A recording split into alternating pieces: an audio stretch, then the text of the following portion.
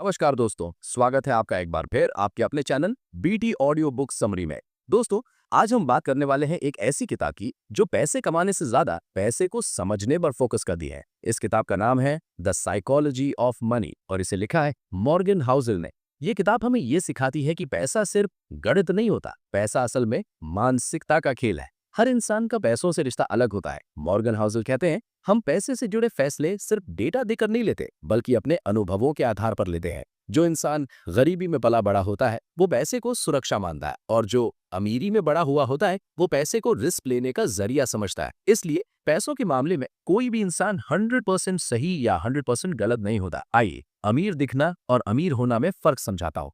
अब एक बहुत जरूरी बात समझते हैं कि दुनिया में बहुत से लोग महंगी कार चलाते हैं, बड़े घर में रहते हैं और ब्रांडेड कपड़े पहनते हैं, लेकिन मॉर्गन हाउसल कहते हैं अमीर दिखना इज नॉट इक्वल टू अमीर होना। असल अमीरी तब होती है जब आप बिना काम किए भी शांति से जिंदगी जी सको। जो पैसा आप खर्च नहीं करते वही असली दौलत होती है। इस किताब का सबसे शक्तिशाली विचार यही है, सेविंग से पैसे बचाना नहीं है, सेविंग आजादी है।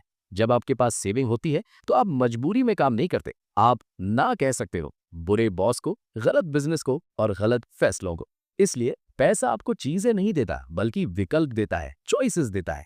एल्बर्ट आइंस्टाइन ने कहा था कंपाउंडिंग सबसे बड़ा जादू है, लेकिन मॉर्गन हाउसल बताते हैं कि कंपाउंडिंग ज्यादा दिमाग लगाने से नहीं बल्कि समय देने से काम करता है। वॉरेन बफेट अमीर इसलिए नहीं है कि वो सबसे स्मार्ट है, बल्कि इसलिए क्योंकि उन्होंने बहुत लंबा खेल खेला है। इसलिए जल्दी अमीर बनने की कोशिश अक्सर जल्दी गरीब बना देती है। तो इसके रिस्क और लक को समझो। हर सफल इंसान के पीछे सिर्फ मेहनत नहीं होती, थोड़ा लक भी होता है। और हर असफल इंसान हमेशा बेवकूफ नहीं होता। इसलिए सफल लोगों को देखकर अंधी कॉपी मत करो और असफल लोगों को पूरी तरह जज मत करो। जिंदगी और पैसा दोनों अनिश्चित है। इनफ होना सीखो।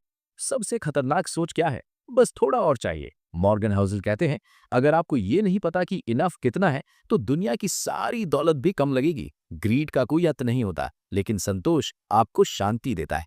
पैसे का असली उद्देश्य है सुकून, ना कि दूसरों को इंप्रेस करना या सोशल मीडिया पर दिखावा। अगर पैसा आपको रात में नींद नहीं लेने देता तो वो दौलत नहीं, बोझ है। इसका सिंपल प्लान ही बेस्ट प्लान होता है। इस किताब का आखिरी और सबसे अहम सबक यही है कि जरूरत से ज्यादा स्मार्ट बनने की कोशिश मत करो। सिंपल सेविंग, सिंपल इन्वेस्टिंग और लॉन्ग टर्म थिंकिंग, यानी वो आदतें हैं जो आपको सिर्फ अमीर नहीं बल्कि स्थिर और खुश बनाती है। दोस्तों, द साइकोलॉजी ऑफ मनी हमें ये सिखाती है कि पैसा आईक्यू का खेल नहीं है, पैसा बिहेवियर का खेल है। जो इंसान अपने इमोशंस को कंट्रोल कर लेता है वो पैसे को भी कंट्रोल कर लेता है। अगर आपको ये समरी पसंद आई हो तो वीडियो को लाइक करें, चैनल को सब्सक्राइब करें और कमेंट में बताएं अगली किस किताब की समरी चाहिए। धन्यवाद।